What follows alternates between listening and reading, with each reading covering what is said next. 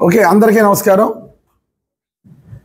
పిలవగానే ప్రెస్ మీట్కి వచ్చినటువంటి print media, electronic media వారికి నమస్కారాలు తెలియజేసుకుంటూ, నిన్న మహానుభావుడు, అబద్ధాల కోరు, ఆంధ్రప్రదేశ్ మోసగించే వ్యక్తి 2014 అబద్ధాలు చెప్పి ప్రజల వద్దకు వచ్చి మరలా అదే అబద్ధాలు పాట పాడుకుంటూ రాష్ట్రాలు తిరుగుతున్నాడు ఒక బూచోడు చంద్రబాబు నాయుడు.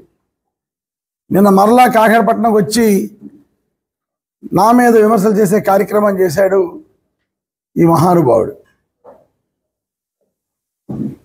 2014లో ఇదే పవన్ కళ్యాణ్, ఇదే చంద్రబాబు నాయుడు, ఇదే బీజేపీ కలిసి లేనిపోని హామీలు, అమలు కాని హామీలు, సాధ్యం కాని హామీలను ఇచ్చి ప్రజల్ని మోసం చేసి పరిపాలన వచ్చిన తర్వాత అన్నీ మర్చిపోయినటువంటి మూర్ఖుడు చంద్రబాబు నాయుడు. అందుకే 2019లో ప్రజలు తిరస్కరించారు.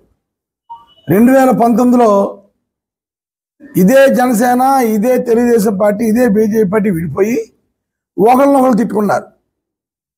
చాలా అతి దారుణంగా కుటుంబాల మీద ఎత్తుకుని కూడా తిట్టుకున్న సందర్భాలు 2019 ఎలక్షన్లో చూసాం. మరలా ఇప్పుడు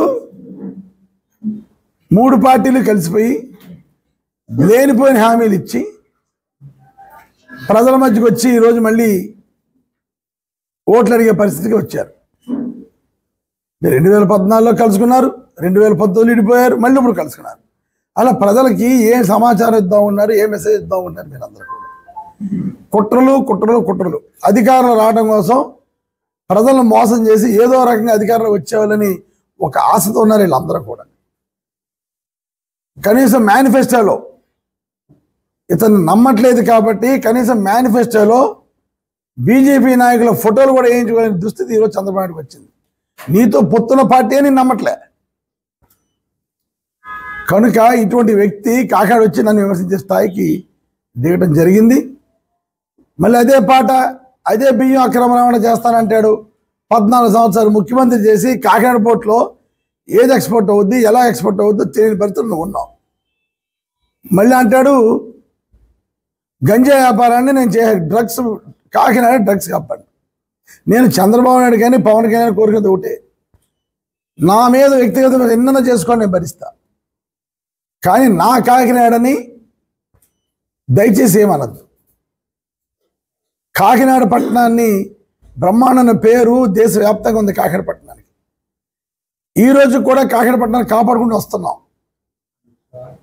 మొట్టమొదట నువ్వు తెలుసుకో, 2014లో కొండబాబు ఎమ్మెల్యే అయ్యే సమయానికి అప్పుల్లో ఉన్న వ్యక్తి. 2019 కల్లా అప్పులు తీరిపోయి ఆస్తులు సంపాదించిన వ్యక్తి.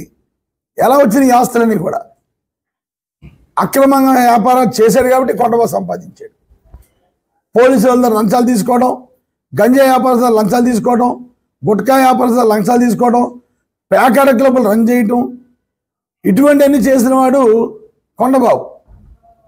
ఈరోజు నేను ఖచ్చితంగా చెప్తున్నాను, గతంలో కూడా 2019లో నేను ఒకటే చెప్పాను, నన్ను గెలిపించండి బెల్ట్ షాపులు తీయించేస్తాను, నన్ను గెలిపించండి ప్యాకెట్ క్లబ్లు మోగించేస్తానని చెప్పాను. ఈ రోజు వరకు కూడా కాకినాడ పట్ల ఎక్కడ ప్యాకెట్ క్లబ్లు రన్ చేయలేదు. ఎడం పక్కేమో ఎంపీ గాయని పెట్టుకుంటే క్రికెట్ బెట్టింగ్లు అంటావు నన్ను. అలా క్రికెట్ బెట్టింగ్లో తిట్టెవరు? మీ ఎంపీ క్యాండిడేట్. కుడి పక్కనేమో ఎమ్మెల్యే క్యాండిడేట్ కొండబాబు పెట్టుకుని గంజాయి గురించి, భూ కబ్జా గురించి నువ్వు మాట్లాడుతున్నావు. ఒక్క సెంటు స్థలం నేను కబ్జా చేశానని కానీ, ఆక్రమించానని కానీ చూపిస్తే నా యావత్ ఆస్తి కూడా ప్రజలు రాసేస్తాను.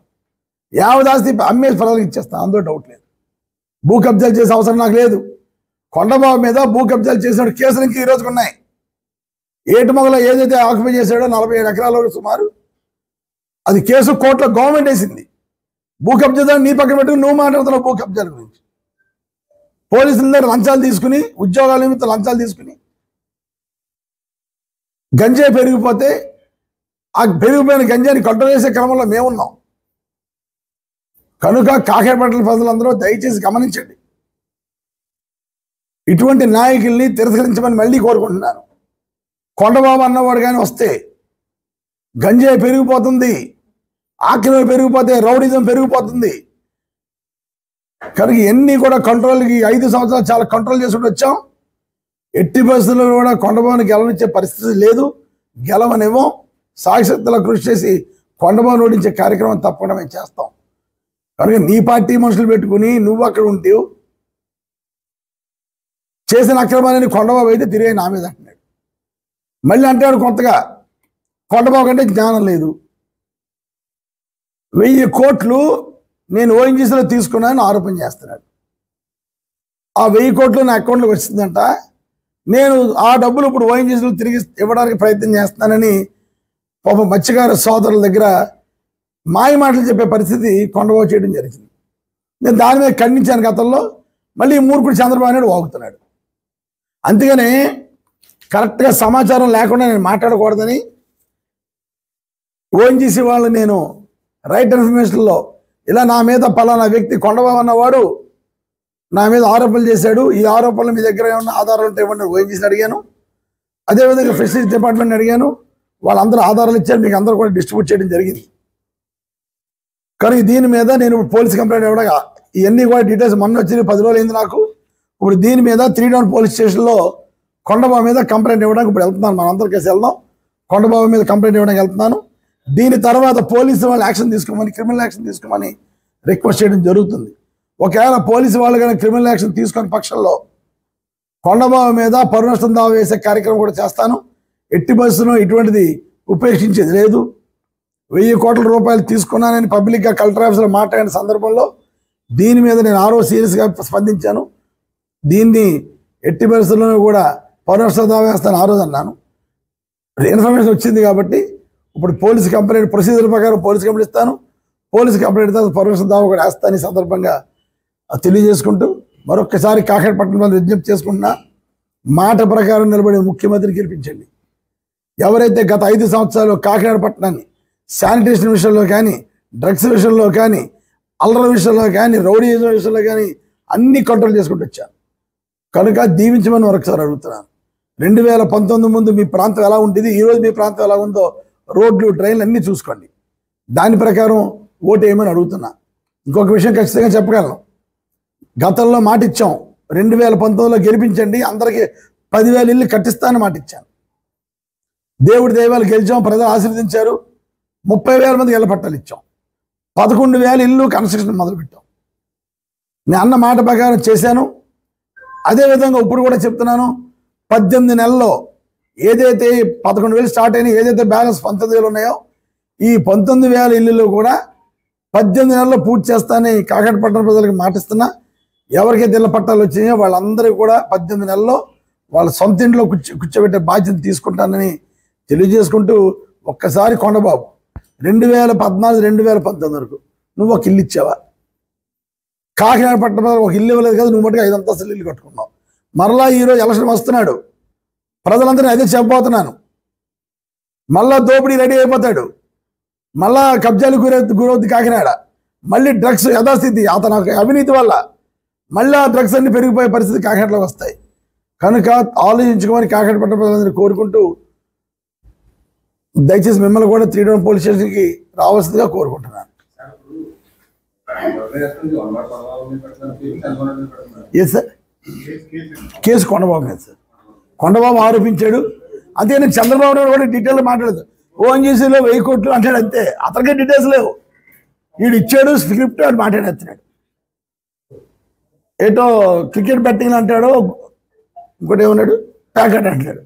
అక్కడ ప్యాకెట్ క్లబ్ అతను ఎక్కడైతే నిలబడ్డాడో, చంద్రబాబు ఎక్కడైతే మీటింగ్ పెట్టాడో అక్కడ రైట్ సైడ్ ప్యాకెట్ క్లబ్ ఉంది. గతంలో నేను పెట్టినటువంటి ఎలక్షన్ మేనిఫెస్టోలు అదొకటి. రైట్ సైడ్ ఏమో కొండబాబు నిలబడ్డాడు. ప్యాకెట్ క్లబ్లు అన్నీ ఎన్ని ఉండి కాకినాడలో? ఓ 15-20 ప్యాకెట్ క్లబ్లు ఉండి.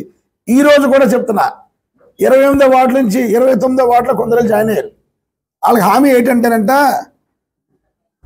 ఒకవేళ ఎలక్షన్లో గెలిస్తే వాళ్ళకి క్లబ్లు ఇచ్చేస్తారంట. ప్రతి ఒక్కరికి ఇదే హామీలు, అన్ని అక్రమ మార్గాలు ఉన్నవాళ్ళు. అంతే. వాళ్ళు నన్ను అడిగారు, మేము పార్టీలో వైఎస్ఆర్ పార్టీలో ఉండేవారు, సార్ మేము ఉండాలంటే మాకు ప్యాకెట్ క్లబ్లు ఇవ్వాలండి అన్నాడు. నా వల్ల కాదే ఏమన్నాను, వెళ్ళి అక్కడ జాయిన్ అయ్యారు వాళ్ళు. ప్యాకెట్ క్లబ్లు వాళ్ళకి ఇచ్చేస్తాను కొండబాబు మాట ఇచ్చాడని. సో అటువంటి సంస్కృతిని మొదలు పెడుతున్నాడు. ఎట్టి పరిస్థితుల్లో కాకినాడ పట్టణంలో ప్యాకెట్ సంస్కృతిని రానిచ్చేది లేదు. క్రికెట్ బెట్టింగ్ మళ్ళీ ఎడం పక్క ఎంపీ క్యాండిడేట్ ఉదయ్ శ్రీనివాస్ మనకు పూర్తిగా తెలీదు, తెలుసుకుంటాను. ఎందుకంటే నేను కరెక్ట్గా ఎలక్షన్లో బిజీ అయ్యే టైంకి ఆయన ఊర్లోకి వచ్చాడు కాబట్టి ఉదయ్ శ్రీనివాస్ కూడా త్వరలో అన్ని వివరాలు తెప్పించుకుని మరలా చెప్తాను. క్రికెట్ బెట్టింగ్ వీరుడంట ఉదయ్ శ్రీనివాస్ అన్నవాడు. సో కుడి పక్క ఒకడిని ఎడం పక్క ఒకడిని ఇద్దరునే మంచి అవినీతి పరులు పెట్టుకుని పాపం చంద్రబాబు నాయుడు గారు నన్ను విమర్శించారు. కనుక నోరు మూసుకుని ఉండమని చంద్రబాబు నాయుడు ఫైనల్గా చెప్తున్నాను. Thank you. Election commission already పెట్టాను సార్. ఎలక్షన్ కమిషన్ ఈ సమాచారం రాగానే ఫస్ట్ పెట్టింది ఎలక్షన్ కమిషన్ పెట్టాను, తర్వాత ఇప్పుడు పోలీస్ కంప్లైంట్ ఇస్తున్నాను. పోలీసు స్పందన చూసి పర్మిషన్ దావా కూడా వేస్తాను. Okay sir, thank you. ఇప్పుడు 3 టౌన్ పోలీస్ స్టేషన్కి వెళ్తాను కంప్లైంట్ ఇవ్వడానికి. దయచేసి మిమ్మల్ని అంతా రావు సార్ కోరుకుంటున్నాను.